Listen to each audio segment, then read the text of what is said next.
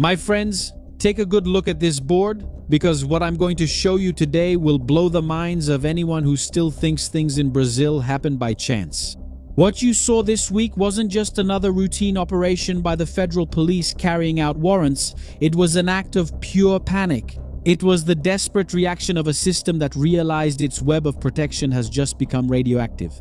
Washington didn't need to fire a single shot. They didn't need to move the aircraft carriers from the naval fleet to the Brazilian coast. The United States Department of the Treasury used a much more lethal weapon against institutionalized crime: traceable truth. Because just yesterday, President Lula was on television with an almost depressing expression, saying word for word, surrounded by his advisors, "Today I'm very sad. Today is the day I come after you, sir. I'm very sad about the news that the United States Secretary said that our criminals here are terrorists. Our criminals? Well, not mine, his, and I'll prove it to you." Lula openly complained that the United States had no right to classify the First Capital Command and the Red Command as global terrorist organizations. If you follow me here, you already know this. The system tried to paint this as a violation of national sovereignty. But today, a few days after this public presidential complaint, what happened? The same federal police led by André Rodriguez, who yesterday said that the American government was exaggerating, launched a major operation to arrest exactly the same people, look at that, who the United States had put on the OFAC international sanctions list yesterday. But why this drastic 180-degree change in just a matter of hours? What I'm about to reveal to you is being hidden by the mainstream media. Luciano Huck won't reveal it on Domingo. Jornal Nacional won't even mention the subject. They changed their tone because the web that connects transnational organized crime to the heart of Brazilian political power was exposed by the light of American intelligence. And did the system realize that the threads of this web are glowing in the dark? Keep that metaphor in mind, the radioactive spider web. Today, we're going to unravel it. How the FBI found the 514 million connection, remember that number, 514 million, between the INSS scandal, remember that acronym, and the PCC and the innermost circle of the presidential family. Now follow me, good people. Subscribe, enable notifications, and like the video. It takes a lot of work to make this. For you to understand the seriousness of this operation, we have to go one level deeper in our analysis and understand the real cost of Lula's sadness. Because the Workers' Party, the director of the federal police, and the entire government apparatus have this unhealthy obsession with refusing to classify the PCC and Comando Vermelho as terrorist groups. Everyone asks the same question. Why? Why? But everyone already knows the answer. I myself have already thought about it superficially. It must be because drug trafficking in Brazil controls electoral areas. Or maybe they don't want to upset those who control votes in the communities. That makes sense. But forget about that for a moment. The tactical reality is much graver.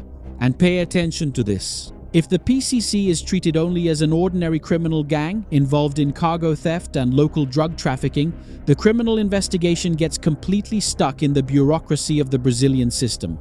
Here, the territory is controlled. The general director of the federal police, André Rodriguez, can simply replace the investigating officer, can reduce the teams, and the Supreme Federal Court can annul the evidence over a misplaced comma, and the investigation fizzles out.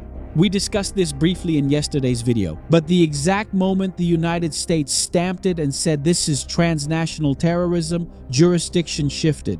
The United States came crashing into the game with the weight of the State Department, the FBI, the DEA, and the Treasury Department, which controls the global flow of dollars. Lula's sadness is the brutal fear that the American investigation into the PCC's finances will follow the trail of laundered money in Florida and end up discovering the name of the accountant behind the interlinked accounts. Do you remember that scandal? The accountant for the president's son, Lulinha, was the very same accountant connected to the companies investigated by the PCC. That same math genius who claimed to have won the lottery 640 times and who had companies registered at the same address as the president's son? The radioactive spider web, my friends. When the United States released the tracing evidence and sanctioned the financial operators Vitor Shimada and Estela Stefani, the entire web lit up. Each thread started to glow, showing the direct path from the streets of São Paulo to the armored offices of Brasília. And that's why the system short-circuited in the last 24 hours. And this is where the story leaves the crime report and enters the heart of Brasília's institutional shielding. The missing link between the faction's crime and political financing was finally found. The number that will destroy the official narrative is 514 million. Remember this amount well. This is the cost of the connection that the system did everything to cover up. The US Department of the Treasury sanctioned 3 Brazilian companies used as money laundering fronts for the PCC, including Victor Trading, controlled by Vitor Shimada, known as Japa, and his associate Estela Alara Croft. Financial intelligence discovered that this same company, sanctioned by OFAC, was the recipient of 514 million transferred by the money laundering network operated by the Notorious One. And pay attention, Baldy from INSS. We hadn't mentioned this in the last video yet. This is the connection point between the gangs and Lula's government. Do you remember this recent scandal? The scheme that drained resources from Social Security, from the elderly, through fraudulent contracts and involved high-ranking figures? And everything gets even more explosive because the Brazilian investigation, which was being systematically blocked, revealed that this very same bald guy from the INSS, he was the operator who paid a monthly allowance of 300,000 reais and supposedly paid a lump sum of 25 million reais. To whom? To whom? To whom? To Lulinha, the son of President Lula. Do you understand the outline of this radioactive spiderweb? American scrutiny linked the financial operator who launders the PCC's cocaine money directly to the laundering structure that pays the monthly allowance to the president's son. Did the drug money in Florida collide with the corruption structure of Social Security in Brazil? Now, it all makes perfect sense. Why did the director of the federal police, André Rodrigues, make such an effort in the CPMI to shield the information about the bald guy from INSS? And why did the leadership of the federal police suddenly replace the federal agent who was conducting the investigations into the embezzlement, leaving only 11 officers to work on it, in a billion-dollar case with clear instructions that the investigation would only move forward after the elections? The plan was to stall. The plan was to shelve it. But the FBI pulled the thread of the web, and when you pull the thread of the radioactive web, the whole nest shakes and becomes exposed to American satellites. And then we arrived at the theater of the final hours, Operation Exchange by the federal police, in a pathetic attempt to contain the damage. The federal police dispatched 50 agents to carry out 11 temporary arrest warrants and 13 search and seizure warrants against the gang, freezing more than 10 billion reais and confiscating bags and bags of cash in the homes of the targets. They arrested Estela, Lara Croft, the one responsible for collecting the illicit funds. But Shimado Japa, the mastermind behind the financial operation, who was already under house arrest because of the Corinthians sponsorship scandal, managed to escape. Today, he is seen as an international fugitive. Why this sudden rush from the Brazilian Federal Police if until yesterday André Rodrigues himself was in the media denying that Shimado and Estela had ties to the PCC and contradicting the evidence from the American government? This is what in the intelligence world we call a short circuit. They didn't order the arrest of this gang to serve justice. They arrested them to ensure their silence on Brazilian soil. It's the final attempt at damage control. The government leadership knows perfectly well that their biggest fear today goes by the name of Alberto Youssef Factor 2.0.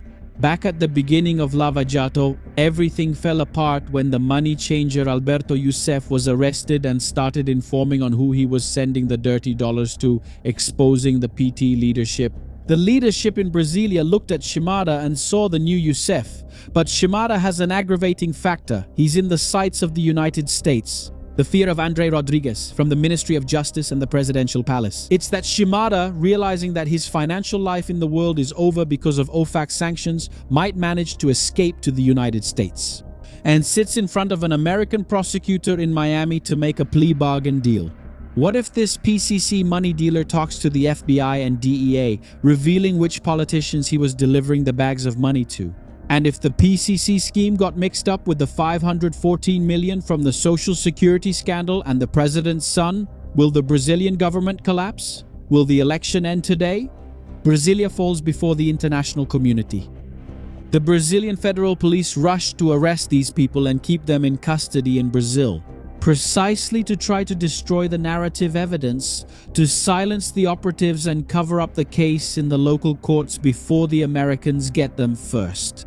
The Brazilian system has become a hostage to its own theater. So my friends, were you able to read the map? We have now reached our expert verdict, the cold tactical analysis that explains the absolute isolation of the current Brazilian government on the international stage. Lula's government is under siege, but not by the opposition, rather by the very rotten network of alliances it chose to protect. By trying to embrace transnational crime with soft speeches about sovereignty, and by trying to force the federal police to act as a defense attorney for drug traffickers. Just to protect the presidential family from the fallout of money laundering, Brazilian institutions have become a legitimate target of the world's largest financial chokehold machine, the intelligence services of the United States of America. The lion roared in Washington, the radioactive spiderweb glowed, and now, my friend, no one, neither on the left nor the right, can say they didn't know what was happening in the shadows. American sanctions don't spare police chiefs and aren't afraid of Supreme Court justices. This is where we deliver the verdict to separate the casual viewers from the seasoned analysts. I want you to go down to the comments now and stake your claim. Type in all caps, bottle, the two keywords for today. Radioactive web or system collapse. I want to see who here has a clear vision to understand that the American siege can't be bought or bribed by Brazilian politicians. And then you even throw down a challenge, right? Where's Jose Josley Batista to save Lula's neck now, to put an end to the American investigations? My friends, a hole has opened up in the ground and it's swallowing everyone. Over there in the United States, it's very unlikely that a case like this, especially against foreigners, ends up swept under the rug, my friends. They don't let go of the bone. The strategic question that I leave engraved in your mind as an open loop that will define the political destiny of the country is this. The question is no longer whether the Brazilian institutional system is corrupt. That has already been proven by the bags of money from Operation Exchange. The real question is how long Brazilian institutions, the federal police, and the judiciary will be able to withstand the overwhelming pressure from the government in Washington before the first betrayed operator decides to speak up, cross the border, and hand over the main ringleader's head in exchange for American protection. Shimada is out in the world. Who will be the first to turn informant? Remember that the American government is offering $1 million to anyone who provides information about the PCC, Comando Vermelho, and this whole scheme in Brazil. So, how about becoming a millionaire overnight? Here in Brazil, that turns into 5.5 million reais. That's a huge reward, right? Let's share this video so maybe, who knows, a whistleblower will be encouraged to expose the scheme. Now pay attention, my friends. The ultimate lesson from this radioactive web is brutal. What is hidden in the shadows always ends up exposed. But in your market, the danger is exactly the opposite. Your biggest mistake today is precisely keeping your value invisible. The war you're fighting isn't just for the best product, it's for the most valuable currency in the world, attention. And I am the master at attracting attention. I got yours and you're the most important person here with me. Have you noticed how hard it is to get the audience to absorb deep content? It feels like only superficial memes go viral. I've thought that way before. But 15 years ago, back in the trenches of radio, I learned what I do. I learned that unquestionable authority requires pulling your knowledge out of the dark using a solid strategy. Many entrepreneurs want recognition, but they don't understand that the game now is about media. Look at Siemens and Haven stores. Both have tripled their sales overwhelmingly by starting to operate as media companies. The reality isn't harsh. It's that your identity can't be outsourced. The owner needs to step out of the shadows, show his face, and set the vision. Is the time of recording carelessly and without authority over? Today, the market demands elite professionalism. And pay attention, the algorithm is not your enemy, it's just a mathematical tool. The goal isn't to become an influencer, but to build your own magnetic communication ecosystem, intentionally highlighting your authority. I validated this method by generating over 50 million views every month here on social media and monetizing all of it in dollars. It's real proof that whoever masters retention masters the market. The product you need isn't a course, it's your definitive transformation into a lethal authority. To put this into practice, I created an exclusive immersion on June 12th. Here, 100% in person, face-to-face with me in my studio with my team in Curitiba. I will personally guide you to pull your business out of obscurity, but I'm strict with the numbers. There are only 10 spots. When the 10th seat is taken, the steel door closes. The QR code is on your screen now. The link is in the description and in the first pinned comment. Or if you prefer, type "I want it" and we'll send you the link, okay? I'll be waiting for you here with me on July 12th, where I'll be face to face with you. It's unlikely you'll be able to talk to Luciano Hang from Havan or with the owner of Chimed. But Shimon Oliveira, with all the experience he's gained over these 15 years, will welcome you with open arms and show you in practice how I made it this far. And for you, with a strong mind who needs to clear your brain of the toxins from the weekend media, stop wasting your time scrolling through endless catalogs on Netflix and Amazon. I struggled a lot with that, spending hours looking for a movie, and in the end, the series or movie was terrible. Well, we've solved that problem for you. We've curated a selection on our channel with recommendations for series and movies. The link is in the description, in the pinned comment, and in the card that's going to appear on your screen now. Guys, just sit down and watch the recommended titles. There's no way to go wrong. No woke culture, no whining, tough stuff, good stuff to enjoy, okay? Now subscribe to the channel, turn on the notification bell, leave a like on the video because it takes work to make it. Bling blind your mind. I'm Shimon Oliveira and I'll see you in the next video. See you then.